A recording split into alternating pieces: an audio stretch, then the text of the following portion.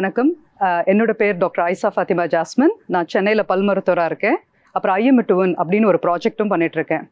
இன்றைக்கி மாற்றி யோசி ப்ரோக்ராமில் ஒரு சின்ன யோசனை எப்படி என் சமூகத்தையும் என்ன சார்ந்துள்ளவங்களையும் மாற்றி அமைச்சிருக்கு அப்படிங்கிறத பற்றி தான் இன்றைக்கி பேச போகிறேன்.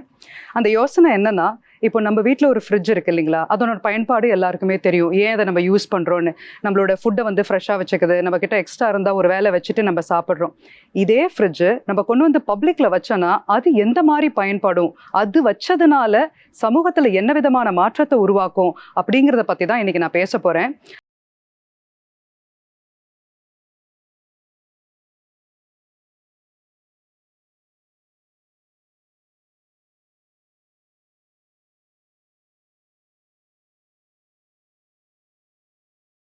என்னை பற்றி கொஞ்சம் சில விஷயங்கள் சொல்ல விரும்புகிறேன். ஏன் இந்த ப்ராஜெக்டை நான் ஸ்டார்ட் பண்ணேன், அதுக்கு 2 முக்கிய காரணம் இருக்குது. முதல் காரணம் பார்த்தீங்கன்னா, நம்பர் 1, நான் வந்து பசி தாங்கவே மாட்டேன். வேலை காரணமாகவோ இல்லை ஏதோ ஒரு காரணமாகவோ என்கிட்ட சாப்பாடு இருந்துமே சில நேரம் அந்த டைமுக்கு சாப்பிட முடியாமல் போயிடும். நானும் கிடையாது, என்ன மாதிரி நிறைய பேர் இருக்காங்க. அவங்கவுங்க வேலை காரணமாக அந்த கரெக்ட் வேலைக்கு சாப்பிட முடியாமல் போயிடும். ஆனால் அவங்கக்கிட்ட கண்டிப்பாக சாப்பாடு இருக்கும். சாப்பாடு இல்லைன்னா கூட கண்டிப்பாக காசும் இருக்கும். அந்த காசு வச்சு அவங்களால சாப்பாடும் வாங்க முடியும். அடுத்த வேளை சாப்பாடு கண்டிப்பாக கிடைக்கும் அப்படின்னு தெரிஞ்சு இருந்துமே பசி வர டைமில் பார்த்தோன்னா கோவம் வரும், ஒரு விதமான இரிட்டேஷன் இருக்கும், அப்புறம் ஒரு பதட்டம் ஏற்படும். நம்மளால நிதானமாகவே வேலை செய்ய முடியாது. எல்லார்கிட்டையும் கொஞ்சம் எரிஞ்சு விழுவோம். நான் அந்த மாதிரி தான். என்னால் கண்டிப்பாக பசி தாங்கவே முடியாது. அந்த மாதிரி நிறைய பேர் இருக்காங்க. இந்த மாதிரி ஒருவேளை சாப்பாடு கட்டாயம் நமக்கு கிடைக்கும்னு தெரிஞ்சு இருந்துமே ஒரு பசின்னு வரும்போது நமக்கு ஏற்படுற பதட்டம், நமக்கு ஏற்படுற ஒரு ரெஸ்ட்லெஸ்னஸ், இது எல்லாம் ஒரு பக்கம் இருக்கச்ச, இதுவே பல நாட்களாக சாப்பிடாத ஒரு மனுஷன் அவனுக்கு எப்படி இருக்கும்னு நம்ம யோசிச்சு பார்க்கணும். சமூகத்தில் அந்த மாதிரி நிறைய பேர் இருக்காங்க. பல நாட்களாக சாப்பாடு கிடைக்காதவங்களோட மனநிலை, மன அழுத்தம், அவங்களுக்கு வர கோவங்கள், அதுதான் இன்னைக்கு சமூகத்தில் பல பிரச்சனைக்கு காரணமாக இருக்குது. இன்னைக்கு நம்ம நிறைய விஷயங்கள் பற்றி பேசுகிறோம். சமூகத்தில் வந்து வேலை இல்லாததை பற்றி பேசுகிறோம், ஆண்கள் பெண்கள் சம உரிமை பற்றி பேசுகிறோம், கல்வி இல்லாததை பற்றி பேசுகிறோம். ஆனால் பசியை பற்றி நம்ம பேசுகிறதே கிடையாது. உலக அளவில் என்ன சொல்கிறாங்கன்னா, பசியை ஈஸியாக நம்மளால சால்வ் பண்ண முடியும், அதாவது போக்க முடியும்னு சொல்கிறாங்க. ஆனால் நம்ம அதை பற்றி நம்ம பேசுகிறதே கிடையாது. ஏன் இந்த பசியை போக்க முடியும் அப்படின்னு சொல்கிறாங்கன்னா, உலகத்தில் எத்தனை பேர் இருக்கோமோ அத்தனை பேரை விட டபுள் மடங்கு இரட்டிப்பாக நம்மளால உணவு வந்துட்டு இருக்குன்னு சொல்கிறோம். ஓகே, ஆனால் அந்த உணவு வந்து கடைசி இடத்துக்கு போய் சேர்றதில்ல, அதாவது நம்மளோட பிளேட்டுக்கு வர்றதில்லை, பல பேரோட பிளேட்டுக்கு வர்றதில்லை. அதற்கு காரணம் என்னன்னு பார்த்தோன்னா, ஒரு உதாரணமாக நம்ம எடுத்துப்போமே. இப்போ வயலில் வந்துட்டு ஒரு பயிர் இருக்குது. அந்த பயிரை வந்து நம்ம அறுவடை செஞ்சு நம்ம வந்து கடைசி இடத்துக்கு, அதாவது அந்த மார்க்கெட்டுக்கு போய் சேர்றதுக்குள்ள இடையில நிறைய வேஸ்டேஜ் நடக்குது. அந்த வயல்லேருந்து வந்து அதை அறுவடை பண்ண உடனே அது ஒரு குடவுனுக்கு போகணும். அந்த குடவுன் போகிறதுக்கு வந்துட்டு ரோடு மூலமாக தான் போகணும். அந்த ரோட்ல ஒரு லாரி போகணும். அந்த லாரியில ஒரு கோல்டு ஸ்டோரேஜ் ஃபெசிலிட்டி, அதாவது ஏசி இருக்கணும். அது அந்த பயிரை அந்த ரைட் டெம்பரேச்சர், பயிரோ காய்கறியோ பழங்களோ எது வேணா இருக்கலாம், அந்த ரைட் டெம்பரேச்சர்ல அந்த அறுவடை பண்ற இடத்துலேருந்து குடவுனுக்கு நம்ம கொண்டு போகணும். அந்த குடவுனுக்கு வந்து சேர்றதுக்குள்ளே ஒரு 10-20% வேஸ்ட் ஆகி போகுது. இந்த குடவுன்ல இருந்து அது மார்க்கெட்டுக்கோ இல்லை டிஸ்ட்ரிபியூஷன் ஏரியாக்கோ வந்தாகணும். இதுலேயும் அதே பிரச்சனைகள் இருக்குது. இந்த குடவுனுமே கோல்ட் ஸ்டோரேஜ் ஃபெசிலிட்டி கிடையாது.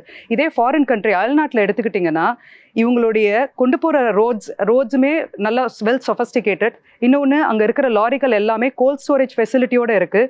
அவங்க குடவுனுமே கோல்ட் ஸ்டோரேஜ் ஃபெசிலிட்டி. அதனால் பார்த்தீங்கன்னா அவங்களோட உணவு வந்து வேஸ்டேஜ் பார்த்தீங்கன்னா வெறும் 5% இல்லை கம்மின்னு சொல்கிறாங்க. ஆனால் இந்தியாவில் அப்படி கிடையவே கிடையாது. 100% அறுவடை பண்ணுறாங்கன்னா பை த டைம் நம்ம கடைசி ஆட்களுக்கு போய் சேர்றதுக்குள்ள 40% வந்துட்டு உணவு வேஸ்ட் ஆகிடுது. இது ஒரு பக்கம் இருக்குது. இன்னொரு பக்கம் பார்த்தீங்கன்னா, நம்ம எல்லாருமே வந்துட்டு வேலை செய்கிறோம். இன்றைக்கி ஆண்கள் பெண்கள் பாரபட்சம் இல்லாமல் எல்லாருமே வேலை செய்கிறோம். காலையில் சாப்பாடு எடுத்துகிட்டு போகிறோம், இல்லை வீட்டில் நமக்காக நம்ம அம்மாக்களோ ஒய்ஃபோ வீட்டில் வந்து சமைச்சும் வைக்கிறாங்க. ஆனால் நம்ம வேலை காரணமாக வெளியில் திடீர்னு சாப்பிட்டுறோம், இல்லை அதை சாப்பிடவே மறந்துடுறோம், கொண்டு வந்துடுறோம். ஆனால் அந்த எக்ஸ்ட்ரா ஃபுட் நம்மக்கிட்ட அப்படியே தான் இருக்குது. நிறைய பேருக்கு என்னென்னா, அந்த எக்ஸ்ட்ரா ஃபுட்டை யார்கிட்டையாவது கொடுக்கணுன்ற ஒரு எண்ணம் இருக்குது. ஆனால் யார்கிட்ட போய் கொடுக்கறது, யார்கிட்டயா போய் கொடுத்தா அவங்க வேண்டான்னு சொல்லிடுவாங்களோ. இன்னொன்று, அதை போய் கொண்டு போய் கொடுக்கறதுக்கு ஒரு டைம் அண்ட் எஃபர்ட் இருக்குது. இது நிறைய பேருக்கு கிடைக்கிறதில்ல. அதனால் அந்த சாப்பாடு கடைசியில் எங்கே போகுதுன்னு பார்த்தீங்கன்னா குப்பைக்கு தான் போகுது. இந்த 2 காரணமும் எனக்கு ஒரு முக்கியமாக பட்டது. ஒன்று, என்ன மாதிரி நிறைய பேர் பசி தாங்காமல் இருக்கிறவங்க இருக்காங்க. ஆனால் காட்ஸ் கிரேஸ் நமக்கு வந்துட்டு வசதிகள் இருக்கிறதுனால நம்மளால அந்த ஒரு வேளை சாப்பாடு கட்டாயம் கிடைக்கும். இந்த மாதிரி கிடைக்காத சில மக்களுக்காகவும், ரெண்டாவது நம்ம கிட்ட இருக்கிற எக்ஸ்ட்ரா ஃபுட்டை எப்படி ஷேர் பண்றது, அதாவது ஈஸியா இப்போ நீங்க ஒரு வேலைக்கு போறீங்க, ஒரு கோயிலுக்கு போறீங்க, இல்ல உங்க பிள்ளைங்களை ஸ்கூலுக்கு விட போறீங்க, அப்ப கிட்ட உங்களுக்கு ஒரு எக்ஸ்ட்ரா ஃபுட் இருக்கு, அந்த இடத்துல ஒரு ஃப்ரிட்ஜ் ஒன்று வெளியில பாக்குறீங்க அப்படின்னா நீங்களும் அதை கட்டாயம் அங்க வச்சு எல்லாரும் கூட நீங்க ஷேர் பண்ணி பண்ணுவீங்க.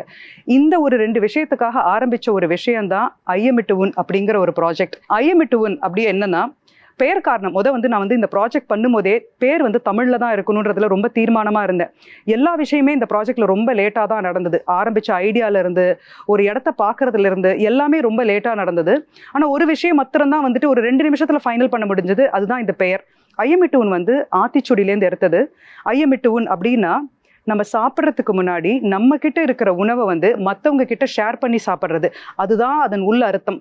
அந்த மாதிரி ஒரு பேர் தான் வைக்கணும். பேர்லேயே அர்த்தம் தெரியணும். என்னை யாரும் கேட்கக்கூடாது ஐஎம்இ உன்னா என்னங்க அப்படின்ற மாதிரி. அதுக்காக தான் இந்த தமிழ் பெயரை சூஸ் பண்ணி வச்ச ஒரு விஷயம். இந்த ப்ராஜெக்ட் படி என்னன்னா, பப்ளிக்ல ஒரு ஃப்ரிட்ஜ் நம்ம வைப்போம். யாருக்கிட்டலாம் எக்ஸ்ட்ரா உணவு இருக்கோ அவங்க கொண்டு இந்த ஃப்ரிட்ஜில் வைக்கலாம்.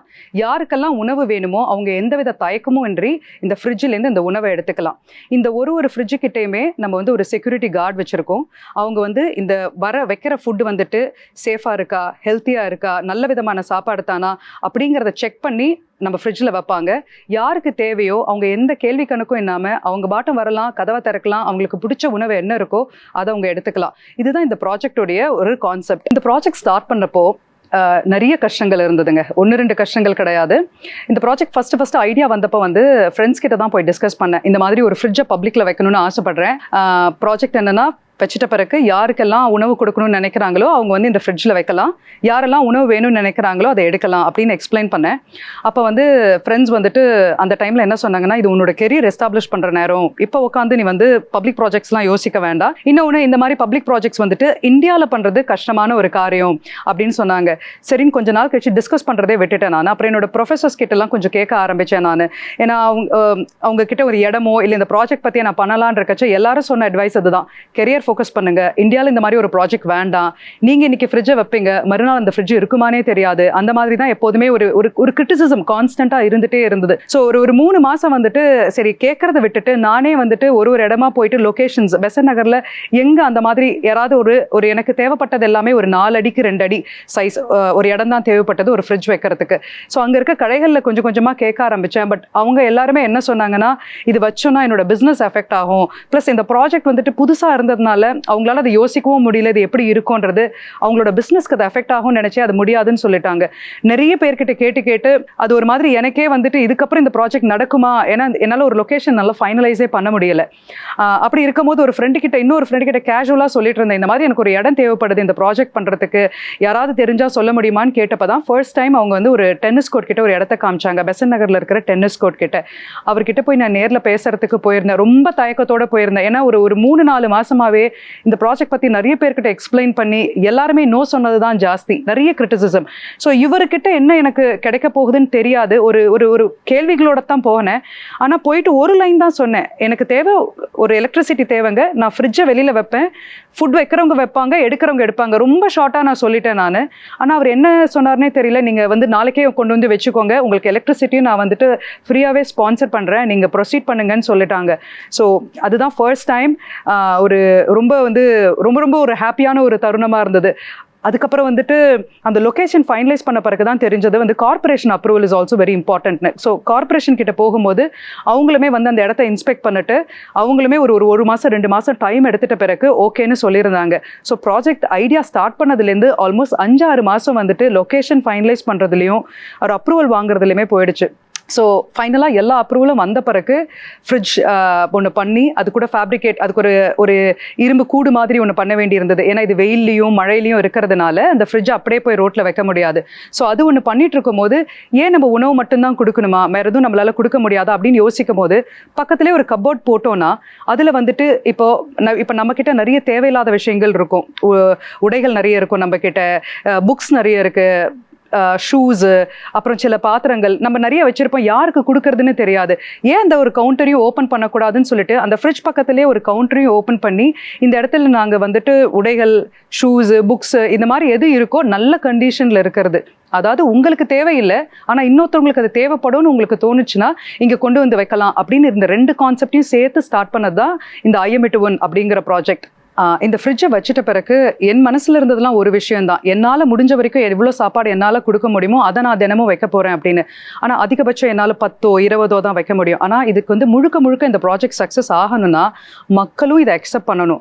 என்னை தாண்டி என்ன மாதிரி இருக்கிற அத்தனை மக்களுமே முன் வந்து 10 சாப்பாடோ 2 சாப்பாடோ அவங்களால முடிஞ்சதை முன் வைக்கணும் அப்படிங்கிறதா இருந்தது. இதுக்கு வந்து வைக்கும் போது ஒரு பெரிய விழிப்புணர்வோ பண்ணலை, எல்லாமே வந்து வச்ச பிறகு ஒன்று ஒன்றா கற்றுக்கிட்ட ஒரு விஷயம்தான். ஸோ வச்சுட்டு வந்து முதல் நாள் வந்துட்டு நான் கொண்டு வந்து வச்சேன், அப்புறம் ஃப்ரெண்ட்ஸ் எல்லாரையும் கூப்பிட்டு கொஞ்சம் வைக்க சொன்னது. அப்போ நிறைய பேர் போகிறப்ப கேட்டாங்க இது என்னது அப்படின்னு. அப்போ நிறைய பேர் வந்து நினச்சிக்கிட்டாங்க பெசன்ட் நகர் வந்துட்டு மேரத்தானுக்கு காமனாக இருக்கிறதுனால அங்கே வந்து இந்த வாட்டர் பாட்டில் வைக்கிற ஃப்ரிட்ஜுங்களா அப்படின்னாங்க. இல்லைங்க, இதனோட ரியல் பர்பஸ் சொல்லும் போது அவங்க இதெல்லாமே அக்செப்ட் பண்ணிட்டு அந்த 1 hour கழிச்சே நிறைய பேர் வந்துட்டு அவங்களால முடிஞ்ச பிரெட்டு, பிஸ்கெட்ஸு, ஃப்ரூட்ஸு அந்த மாதிரி கொஞ்சம் கொஞ்சமாக வைக்க ஆரம்பிச்சாங்க. ஸோ இந்த ப்ராஜெக்ட் பார்த்தீங்கன்னா இந்த ஃப்ரிட்ஜுன்றது நான் பண்ண ஒரு மீடியம் தான். ஓகே, நீங்கள் ஒன்று வைக்கிற இது வந்து மக்கள் அக்செப்ட் பண்ணதுனால தான் இந்த ப்ராஜெக்ட் இன்னி வரைக்கும் வந்து இது கண்டினியூஸாக போயிட்டு இருக்கு. இந்த ப்ராஜெக்ட்ல ஏன் வந்து நம்ம ஃப்ரிட்ஜை சூஸ் பண்ணணும், அதுக்கு ஒரு 3 காரணம் இருக்குங்க.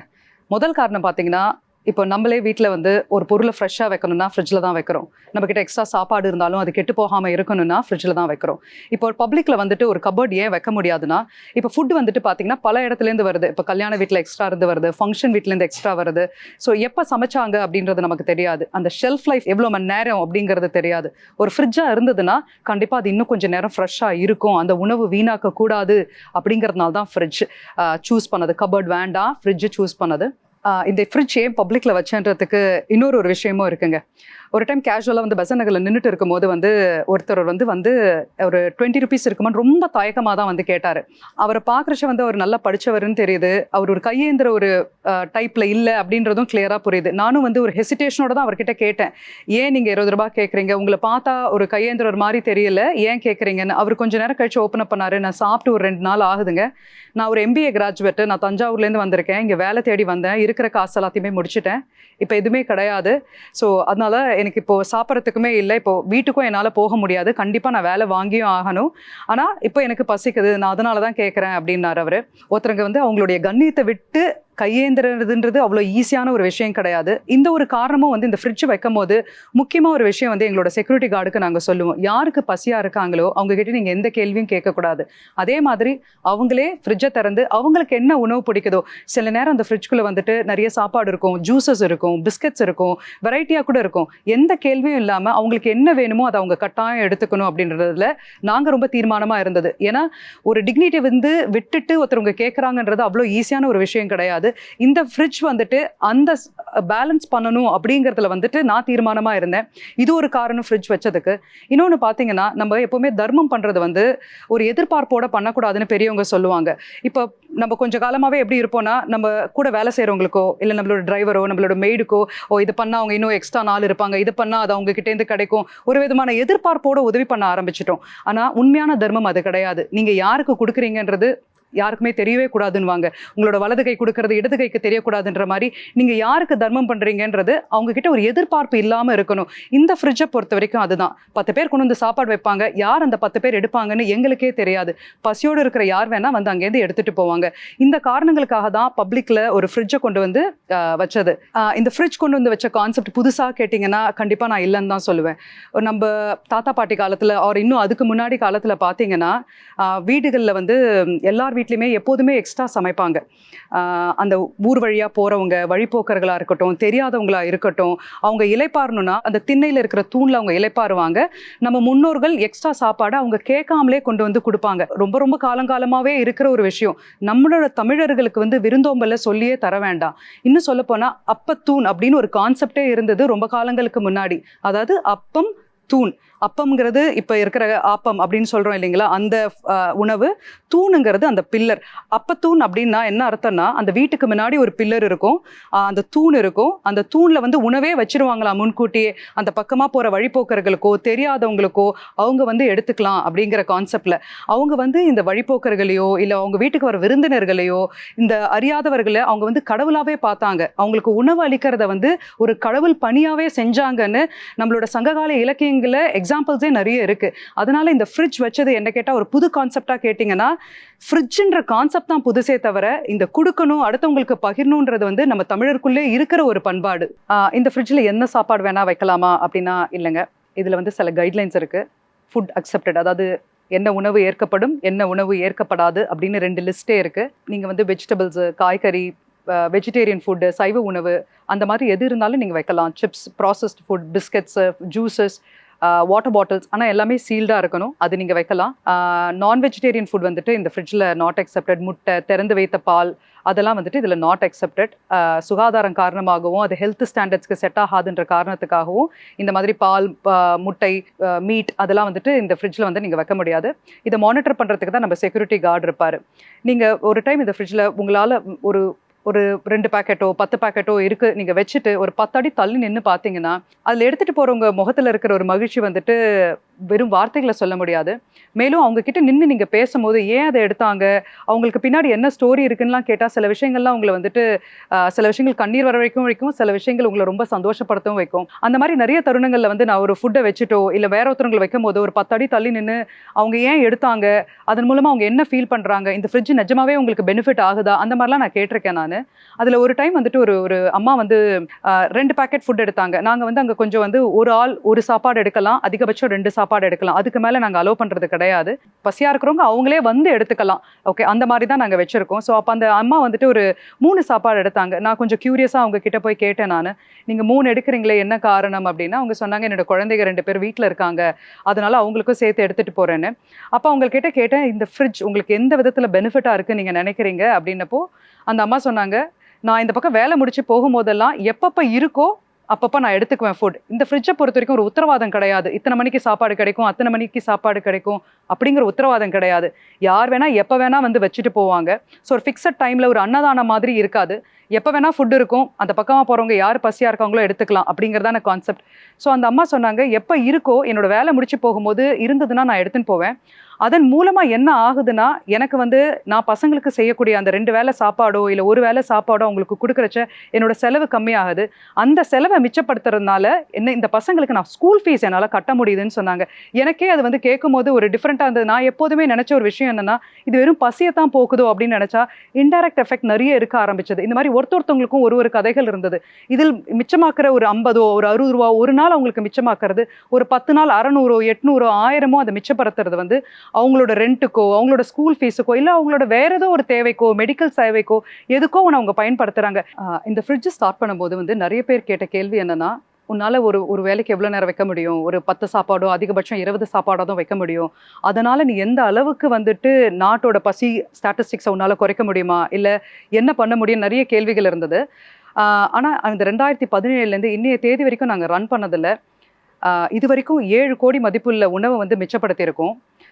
பல இடங்கள்ல இந்த ஃப்ரிட்ஜஸ் ஓப்பன் பண்ணியிருக்கோம். இன்னைக்கு வந்து ஈஸியாக ஒரு நாளைக்கு 300லேருந்து 500 பேர் அந்த ஃபுட்டுலேருந்து எடுத்து பயன்படுறாங்க. அன்னைக்கு வெறும் 10 பேர் மட்டுமே என்னால் உணவளிக்க முடியும் அப்படின்னு நினச்சி ஓப்பன் பண்ண கான்செப்ட் வந்து இன்னைக்கு இத்தனை வருஷத்தில் பார்த்தீங்கன்னா ஈஸியாக இன்னைக்கு 300லேருந்து 500 பேர் வந்து அதுலேருந்து உணவெடுத்து பயனடைகிறாங்க. நீங்கள் செய்கிற விஷயம் சின்னதாகவே இருக்குன்னு நீங்கள் நினச்சாலுமே அதனோட தாக்கம் ரொம்ப பெருசு. அதுக்கு இது ஒரு மிகப்பெரிய உதாரணம். இன்னும் சொல்ல போனோன்னா, இந்த ஃப்ரிட்ஜ் வந்துட்டு ஒரு வெறும் உணவளிக்கிற ஒரு விஷயமா மாத்திரமே இல்லை, அந்த இடத்துல ஒரு கம்யூனிட்டி இன்வால்மெண்ட்டே இருக்குது. இப்போ ஒரு இடத்துல எடுத்துக்கிட்டிங்கன்னா, அங்கே இருக்கிற ஹவுஸ் ஒய்ஃப்ஸாக இருக்கட்டும் இல்லை தாத்தா பாட்டிக்களாக இருக்கட்டும், அவங்க கோயில் போகும்போதோ அவங்க பிள்ளைங்களை ஸ்கூலில் விட போகும்போதோ அது ஒரு கையிலே ஒரு 5 பேக்கெட் ஃபுட்டு காலையிலே எடுத்து வந்துடுறாங்க, இல்லை ஈவினிங் ரிட்டர்ன் போகும்போது ஒரு 5 பேக்கெட் ஃபுட் எடுத்துகிட்டு வராங்க, ரொம்ப சந்தோஷமாக அதுக்குள்ளே வைக்கிறாங்க. செக்யூரிட்டி கார்டோட நல்லா பேசுறாங்க, எடுக்கிறவங்க கிட்ட வந்துட்டு சிரிச்சு கொஞ்ச நேரம் பேசுறாங்க, அவங்க கதைகளை கேட்கறாங்க. ஒரு விதமான வந்து அங்க ஒரு ஒரு ஃப்ரெண்ட்ஷிப் நல்லா டெவலப் ஆகுதுன்னே சொல்ல முடியும். ஒரு மனிதநேயத்துக்கு என்ன தேவையோ அது அந்த இடத்துல டெவலப் ஆகுது. இப்போ பசியோட இருக்கவங்க கிட்ட போய் நம்ம வந்துட்டு ரொம்ப நேரம்லாம் நம்ம இன்ட்ராக்ட் பண்றது கிடையாது. இந்த மாதிரி அங்க ஒரு இன்ட்ராக்ஷன் நடக்கும்போது என்ன ஆகுதுன்னா அவங்களுக்கு ஒரு தன்னம்பிக்கை கொடுக்குது. நீங்களும் இந்த சமூகத்துல ஒரு ஆள் தான், என்ன உங்ககிட்ட அது ஒரு வறுமை இருக்கு அது அப்படிங்கிற ஒரு இதை தாண்டி நீங்களும் நம்ம நம்ம ஆட்கள்ல ஒண்ணுதான், நீங்க அது ஒரு தனியாள் இல்லை அப்படிங்கிற ஒரு எண்ணத்தை அவங்களுக்கு கொடுக்கும் போது அவங்களும் ரொம்ப சந்தோஷமாவே போறாங்க. என்னை பொறுத்த வரைக்கும் அது வந்து அந்த ஃப்ரிட்ஜ் வெறும் ஒரு உணவளிக்கிற இடமா இல்லாம ஒரு ஒரு கம்பேஷன் டெவலப் பண்ற இடம், ஒரு மனிதநேயத்தை டெவலப் பண்ற இடமா தான் அது வந்து இப்போ இருக்குது. அது இந்த ஃப்ரிட்ஜ் பப்ளிக்ல வச்சதுனால நாட்டோட பசியை போக்கிட்டுனா கேட்டீங்கன்னா கண்டிப்பா இல்லைங்க. ஆனா இந்த ஃப்ரிட்ஜை சுத்தி இருக்கிறவங்களோட பசியை ஓரளவு போக்கிட்டு தான் இருக்கும். நீங்களுமே வந்துட்டு 10 பேருக்கு சாப்பாடு கொடுக்க முடியலனாலும் அட்லீஸ்ட் ஒருத்தருக்கோ இல்லை 2 பேருக்கோ உங்களால முடிஞ்சதை நீங்க கொடுக்கலாம். செய்யறது சின்னதாக தானே இருக்கு அப்படின்னு சொல்லிட்டு நீங்க தயங்கவே வேண்டாம். அன்னைக்கு நான் ஸ்டார்ட் பண்ணும் போது இப்படிதான் யோசிச்சேன், நமக்கு 10 பேருக்கு கொடுத்தாலே பெரிய விஷயம்னு. இன்னைக்கு ஈஸியா 300லேருந்து 500 பேர் வரைக்கும் சாப்பாடு போகுது. அதனால நீங்க செய்யற விஷயம் சின்னதுன்னு நினைச்சிட்டு அதை தயங்கி செய்யாம இருக்க வேண்டாம். சிறு துளி பெருவெல்லங்கிற மாதிரி நீங்க செய்யற விஷயம் பெரிய தாக்கத்தை கண்டிப்பா வந்துட்டு அது உருவாக்கும். அது நம்மளோட ஓன் நெய்பர்ஹுட், அதில் வந்துட்டு அயன் பண்றவங்க இருப்பாங்க, நம்மள வீட்டுல வேலை செய்யறவங்க இருப்பாங்க, இந்த மாதிரி நிறைய சின்ன சின்ன வேலைகள் செய்யறவங்க நிறைய பேர் இருக்காங்க. நீங்க வெளியில கூட போய் தேட வேண்டாம் ஆட்களை. அவங்களுக்கே ஒரு நாள் உங்க வீட்டுல கூப்பிட்டு வச்சோ இல்லைன்னா அவங்களுக்கு ஒரு என்னைக்காவது பசியா இருக்காங்களான்னு கேட்டு ஒரு கிளாஸ் தண்ணியோ சாப்பாடோ கொடுத்தாலே போதும். இருக்கிற கம்யூனிட்டி நம்ம அழகுபடுத்தினாலே கண்டிப்பா பசியை வந்து நம்ம போக்க முடியும். நம்ம வந்து பெரிய அளவில் வந்துட்டு நாட்டோட ஹங்கர் இண்டெக்ஸ்லாம் நிறைய கால்குலேஷன் இருக்கு. அதாவது இந்தியா வந்துட்டு வேர்ல்டு லெவல்ல வந்து நம்ம எந்த பொசிஷன்ல இருக்கிறோம், ஸ்டாட்டிஸ்டிக்ஸை மாற்ற முடியுமா, அவ்வளோலாம் நம்ம யோசிக்க வேண்டாம். தனி மனிதரா என்ன ஈஸியா நம்மளால பண்ண முடியும்னு கேட்டா பக்கத்துல இருக்கிறவங்க, நம்மளை சுத்தி இருக்கிறவங்களுக்கு ஈஸியா ஒரு வேளை சாப்பாடு வாங்கி கொடுத்து அவங்களோட பசியை போக்க முடியும். இந்த மாதிரி சின்ன சின்ன காரியங்கள் பண்ணாலே போதும். ரிப்பிள் எஃபெக்ட்னு சொல்ற மாதிரி இதை பார்த்து நிறைய பேர் உங்களை பார்த்து இன்ஸ்பயர் ஆவாங்க, உங்களை ஒரு உதாரணமா பார்ப்பாங்க. அது வந்து இனி வர ஜென்ரேஷனை கொஞ்சம் ஊக்குவிக்கும். நம்மளும் இந்த மாதிரி யாருக்காவது வந்து ஒரு வேளை சாப்பாடு வாங்கி கொடுக்கணும், பசியோடு இருக்கிறவங்களுக்கு சாப்பாடு போடணும் அப்படின்னு ஒரு எண்ணத்தை வந்து அது ஊக்குவிக்கும். சின்ன விஷயம் தானே அப்படின்னு சொல்லிட்டு தயங்க வேண்டாம். அன்னைக்கு தயங்கி இருந்தோம்னா இன்னைக்கு 7 கோடி மதிப்புள்ள ஒரு உணவை வந்து எங்களால் வந்து சேமிச்சிருக்க முடியாது. சேமிச்சு அதை வீணாக்காம பல பேருக்கு ஆல்மோஸ்ட் நாங்கள் வந்து 12 லட்சம் பேருக்கு இது வரைக்கும் சாப்பாடு கொடுத்துருக்கோம் இந்த ஃப்ரிட்ஜ் மூலமா. அது அவ்வளோ நடந்துருக்காது. செய்யறது சின்னதா இருந்தா கூட தயக்கமின்றி உங்க மேல நம்பிக்கையோட நீங்க உங்களால முடிஞ்ச வரைக்கும் உணவை வேஸ்ட்டும் பண்ணாதீங்க. கண்டிப்பா எல்லாரோடையும் நீங்க ஷேர் பண்ணியும் சாப்பிடுங்க. கோவிட் டைம்ல வந்துட்டு லாக்டவுன் இருக்கும்போது எங்களோட ஃப்ரிட்ஜஸுமே லாக்டவுன் இருந்தது. எங்களுக்குமே வந்து அந்த தொற்று வரும்ன்ற ஒரு பயம். நிறைய பேர் வந்து ஃப்ரிட்ஜை ஓப்பன் பண்ணுவாங்க, எந்த அளவுக்கு எங்களால் வந்துட்டு அதை வந்து சானிடைஸ் பண்ணி வைக்க முடியுன்ற ஒரு பயத்தில் நாங்களுமே ஃப்ரிட்ஜஸை வந்துட்டு எல்லா இடத்துலையுமே க்ளோஸ் பண்ணிட்டோம். ஆனால் இந்த ஃப்ரிட்ஜை சார்ந்தே இருக்கிற நிறைய பேர், அதுவும் இந்த டெய்லி வேஜ் லேபர்ஸ், தினக்கூலி பீப்புள், அவங்களுக்கு வந்து அந்த ஒரு நாள் சம்பாதிக்கிற காசை வச்சு தான் அவங்களோட லைஃபே இருக்குன்னு இருக்கிறவங்க நிறைய பேர் வந்துட்டு எங்களுக்கு ஃபோன் பண்ணவே ஆரம்பிச்சிட்டாங்க. எங்களோட நம்பர் அங்கே எப்போதுமே ஃப்ரிட்ஜுக்கு கீழே இருக்கும். கால் பண்ணிட்டு நீங்கள் ஓப்பன் பண்ணுவீங்களா, எங்களுக்கு வேலை இல்லை, அட்லீஸ்ட் நீங்கள் வந்து ஃப்ரிட்ஜில் ஏதாவது சாப்பாடு வச்சா நாங்கள் எடுத்துப்போம் அப்படின்னு கால்ஸ் கொஞ்ச நாளில் வரவே ஆரம்பிச்சது. எங்களுக்கு வந்துட்டு ஃப்ரிட்ஜை திறக்கிறதுக்கு வந்து பெர்மிஷனும் கிடைக்கவே இல்லை. அப்போ நாங்கள் பண்ண ஒரு விஷயம் என்னன்னா, சோஷியல் மீடியாவில் வந்து கேட்டிருந்தோம், யாரெல்லாம் வந்துட்டு நீங்கள் ஃபுட் டொனேட் பண்ணணும்னு நினைக்கிறீங்களோ உங்கள் அட்ரஸ் கொடுத்துருங்க, நாங்கள் அந்த இடத்துல வந்து எடுத்துக்கிறோன்னு சொல்லிட்டு எங்கெங்கெல்லாம் ஃப்ரிட்ஜ் இருக்கோ அதை சுற்றி இருக்கிற இடத்துலேயே நாங்கள் போட்டுட்டு வாலண்டியர்ஸ் கலெக்ட் பண்ணிட்டு எந்த வீட்டில் இருக்குன்னு சொல்கிறாங்களோ அந்தந்த வீட்டில் நாங்களே போய் எடுத்தோம். தேங்க்ஃபுல்லி அந்த நேரத்தில் வந்து என்ஜிஓஸ்க்கு வந்துட்டு கவர்மெண்ட் பெர்மிஷன் கொடுத்துருந்ததுனால அந்த பெர்மிஷன் யூஸ் பண்ணிட்டு நிறைய ஹவுஸ் ஒய்ஃப்ஸ் வந்துட்டு சில பேர் 50 சாப்பாடு கொடுத்தாங்க, சில பேர் 100 சாப்பாடு கொடுத்தாங்க. ஃப்ரிட்ஜு கிட்டே வச்சு டொனேட் பண்ணிட்டோம். நாங்கள் அவர் லைனில் நிற்க வச்சு என்ன கைட்லைன்ஸ் அந்த நேரத்துக்கு ஃபாலோ பண்ண வேண்டி இருந்ததோ அந்த கைட்லைன்ஸ் வச்சு கோவிட் டைம்லையுமே இந்த ஃப்ரிட்ஜ் வந்துட்டு ஃப்ரிட்ஜ் மூடி இருந்ததே தவிர ஃப்ரிட்ஜு கிட்டே வச்சுட்டு பல லட்சம் சாப்பாடு கிட்ட நாங்கள் வந்துட்டு கோவிட் டைமில் டிஸ்ட்ரிபியூட் பண்ணியிருந்தோம். இப்போ உங்கள் ஏரியாவில் இந்த மாதிரி ஒரு ஃப்ரிட்ஜ் வைக்கணும்னா எங்களோட அமைப்போட ஃபோன் நம்பர் எங்களோட வெப்சைட்டில் இருக்குது. நீங்கள் அதை பார்த்து கால் பண்ணிங்கன்னா அந்த இடத்த வந்துட்டு நாங்கள் ஒரு சர்வே பண்ணிவிட்டு அது சரி வருமா வராதான்னு பார்த்துட்டு மேற்கொண்டு மற்ற பெர்மிஷன்ஸ் எல்லாம் வாங்கி உங்களுக்கு நாங்களே வந்துட்டு ஹெல்ப் பண்ணுவோம். ப்ராப்பர் கைட்லைன்ஸோட எப்படி அதை வந்துட்டு அந்த இடத்துல இன்ஸ்டால் பண்ணுறன்றதை வந்து நாங்கள் வந்து ஹெல்ப் பண்ணுவோம். இப்போ ஒரு ஃப்ரிட்ஜ் வைக்கணும்னா கண்டிப்பாக வந்துட்டு நீங்களும் வந்துட்டு வாலண்டியர் பண்ணலாம், உங்கள் நேரத்தை வாலண்டியர் பண்ணலாம், இல்லை நீங்கள் வந்துட்டு உங்களுக்கு தெரிஞ்ச ரெஸ்டாரண்ட்ஸு தெரிஞ்ச இடங்கள்லேருந்து ஃபுட் கலெக்ட் பண்ணி வந்து இங்கே கொண்டு வந்து வைக்கலாம். அந்த மாதிரி நிறைய விஷயங்கள் பண்ணலாம். அந்த ஃப்ரிட்ஜை எப்படி க்ளீனாக வச்சுக்கிறது அப்படிங்கிறத வந்துட்டு அந்த செக்யூரிட்டி கார்டுக்கு நீங்கள் எக்ஸ்பிளைன் பண்ணலாம், இல்லை உங்களால் முடிஞ்சால் அதையும் வந்து செய்யலாம். ஸோ பலதரப்பட்ட வாலண்டியரிங் ஒர்க் இதில் இருக்குது. இது இல்லாமல் சில நேரம் நாங்கள் வந்துட்டு 1 மந்த் தேவையான க்ராசரிஸ் இங்கே மட்டும் இல்லை, ஏன் சிட்டிலே பண்ணணும் அப்படிங்கிறத தாண்டி இப்போ சென்னை சென்னையில் ஒரு 60-65 கிலோமீட்டர் இருக்கிற வில்லேஜஸ்லேயே வந்துட்டு இப்போ சில பேர் கிராசரிஸாக கொடுத்தாங்கன்னா ஒரு மந்த்துக்கு தேவையான கிராசரிஸை கலெக்ட் பண்ணி அந்த கிராமங்களில் போய் டிஸ்ட்ரிபியூட் பண்ணுறோம். அந்த மாதிரி நேரத்தில் வந்து நீங்கள் எங்களோட சோஷியல் மீடியா பேஜஸில் நாங்கள் அப்டேட் பண்ணுறோம். வாலண்டியர்ஸ் நீங்கள் வந்து கொடுக்கணும்னு நினச்சிங்கன்னா எங்கள் கூட வந்து டிஸ்ட்ரிபியூட் பண்ணலாம். தீபாவளி டைமில் வந்துட்டு சென்னையில் இருக்கிற குழந்தைங்களுக்கு தான் ஸ்வீட்ஸ்லாம் என்னன்னு தெரியும், ஆனால் நிறைய கிராமங்களில் இருக்க குழந்தைங்களுக்கு ஸ்வீட்ஸ்னால் என்னன்னே தெரியாது. அந்த மாதிரி குழந்தைங்களுக்கு இங்கேருந்து ஸ்வீட்ஸ் எடுத்துகிட்டு போயிட்டு தீபாவளி டைமில் நாங்கள் நிறையவே டிஸ்ட்ரிபியூட் பண்ணிட்டு இருக்கோம். 2000-3000 குழந்தைங்களுக்கு இங்கேருந்து ஸ்வீட்ஸ் கலெக்ட் பண்ணி டிஸ்ட்ரிபியூட் பண்ணிட்டு இருக்கோம். ஸோ வாலண்டியர் பண்ணுறதுக்கு இந்த அமைப்பில் நிறைய ஆப்பர்ச்சுனிட்டிஸ் இருக்குது. உங்களுக்கு எது உங்கள் கன்வீனியன்ஸ் உங்கள் டைமுக்கு சூட் ஆகுமோ நீங்கள் அந்த மாதிரி வந்து எங்களுக்கு கண்டிப்பாக ஹெல்ப் பண்ணலாம். இந்த IMU2 ஃப்ரிட்ஜில் பார்த்தீங்கன்னா இல்லாதவங்க தான் எடுக்கணுமா அப்படின்னு கேட்டிங்கன்னா இல்லை, இருக்கிறவங்களும் எடுக்கலாம். இதுக்கு ஒரே க்ரைட்டீரியா தாங்க, இந்த ஃப்ரிட்ஜிலேருந்து சாப்பாடு எடுக்கணும்னா நீங்கள் பசியாக இருக்கிறீங்கன்னா இந்த ஃப்ரிட்ஜை திறந்து நீங்கள் எடுத்துக்கலாம். வேற எந்த க்ரைட்டீரியாவும் இந்த ஃப்ரிட்ஜில் கிடையாது. ஒரு டைம் என்ன ஆச்சுன்னா வந்து ஒரு ஒரு குட்டி பையன் அவர் வந்துட்டு நல்லா அவங்க அம்மாவோட வந்திருந்தாரு. நல்லா ஜாலியாக ஹாப் பண்ணிட்டு நான் தூரத்தில் இருக்கும்போது பார்க்கும்போது அவர் நல்லா வந்துட்டு இருந்தாரு. நான் எதிர்பார்க்கவே இல்லை அவர் ஃப்ரிட்ஜை திறப்பாரு, அதுலேருந்து ஒரு சாக்லேட்டை எடுப்பாரு அப்படின்றத நான் எதிர்பார்க்கவே இல்லை.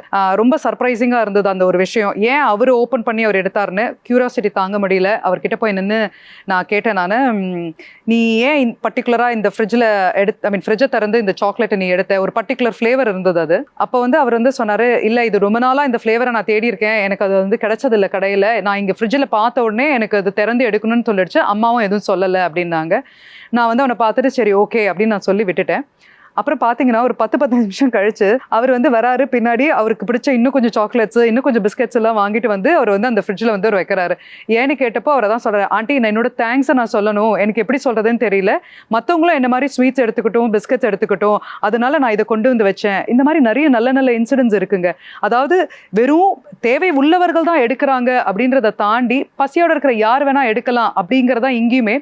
இந்த கான்செப்டோட வெற்றி வந்து எத்தனை ஃப்ரிட்ஜு வைக்கிறோன்றதுல எனக்கு நம்பிக்கை இல்லைங்க. ஒரு ஃப்ரிட்ஜும் எந்த அளவுக்கு பயன்படுது அப்படிங்கிறதுல தான் இருக்குது. அந்த ஃப்ரிட்ஜ் ஒரு நாளைக்கு எத்தனை பேருக்கு பயனாக இருக்குது, எத்தனை பேருக்கு அது உணவளிக்கிறன்றது தான் என்னோட வெற்றி இருக்கே தவிர எத்தனை ஃப்ரிட்ஜ் வச்சுட்டு போகிறோன்னு இல்லை. ஆனால் எப்படி வந்துட்டு ஒரு நெய்பர்ஹுட் அப்படின்னு நம்ம எடுத்தோன்னா ஒரு ஹாஸ்பிட்டல் முக்கியமோ, ஒரு ஸ்கூல் இருக்கும், ஒரு ஃபார்மசி இருக்கும், அந்த மாதிரி சில ஒரு பார்க் இருக்கும். இந்த மாதிரி எவ்வளோ இது ஒரு முக்கியமான சில விஷயங்கள் வந்துட்டு ஒரு நெய்பர்ஹுட்டுக்கு தேவை. அந்த மாதிரி இந்த ஃப்ரிட்ஜஸோ இல்லைன்னா ஒரு ஃபுட் பேங்க்கோ கண்டிப்பாக ஒரு ஏரியாவுக்கும் இருக்கணும். அப்போ தான் வந்து எல்லார்கிட்டையுமே ஃபுட்டு இருக்குது. ஓகே, நிறைய ஃபங்க்ஷன்ஸ் பண்ணுறோம், நிறைய கல்யாணங்கள், அதுலேருந்து வர எக்ஸ்ட்ரா ஃபுட்டை எங்கே கொடுக்கறதுன்னு தெரியாமலே பாதி வேஸ்ட் ஆகுது. இந்த மாதிரி ஒரு ஃப்ரிட்ஜ் வந்துட்டு ஒரு நெய்பர்ஹுட்லையும் இருந்ததுன்னா நம்ம எல்லாருக்கும் ஷேர் பண்ணுறதுக்கு ரொம்ப ஒரு ஈஸியான மீடியமாக இருக்கும். ஃபோன் பண்ணி தேடி ஒரு இடத்துல போய் கொடுக்கறதுக்குள்ள அந்த ஃபுட்டோட ஷெல்ஃப் லைஃப் சொல்கிறோம் இல்லைங்களா, அது கெட்டே போயிடுது. இந்த மாதிரி உங்களுடைய ஒரு எவ்ரி 5 கிலோமீட்டர் டிஸ்டன்ஸில் எப்படி ஒரு அவசரத்துக்கு உடம்பு சரியில்லைன்னா எப்படி ஒரு ஹாஸ்பிட்டல் உங்களுக்கு ஒரு 5 கிலோமீட்டர் டிஸ்டன்ஸில் இருக்கோ, ஒரு ஸ்கூல் நீங்கள் பக்கத்துலேயே இருக்கணும்னு தேடுறீங்களோ, அந்த மாதிரி ஒரு ஃபுட் பேங்க்கோ இல்லை ஒரு ஃப்ரிட்ஜோ உங்கள் பக்கத்துலேயே உங்கள் ஏரியாக்குள்ளே இருந்ததுன்னா நீங்கள் ஃபுட்டை வேஸ்ட் பண்ண மாட்டீங்க. எல்லாருக்கும் வந்துட்டு பகிர்ந்து கொடுக்கணுன்ற எண்ணம் இன்னும் வரும். இதுதான் என்னோட ஒரு ஆசை. அது எல்லாருமே வந்துட்டு முன் வரணும். ஒரு கம்யூனிட்டிலையுமே வந்து இந்த மாதிரி ஒரு ஃபுட் ஃப்ரிட்ஜையோ இல்லை ஒரு ஃபுட் பேங்க்கையோ என்ன முடியுமோ ஏதோ ஒரு வகையில் இந்த எக்ஸ்ட்ரா ஃபுட்டை ரீடிஸ்ட்ரிபியூட் பண்ணுறதுக்கு ஒரு சேனல் அது கண்டுபிடிச்சு அது பண்ணணுன்றதான் என்னோட ஒரு பெரிய ஆசை. அது இந்த ப்ராஜெக்ட் எத்தனை நாள் ரொம்ப சக்ஸஸ்ஃபுல்லாக போயிட்டு இருக்குன்னா வந்து அது பப்ளிக்கோட மெயின் காரணம் தான். அது அவங்க அக்செப்டன்ஸ் இல்லாமல் இது பண்ண முடியாது.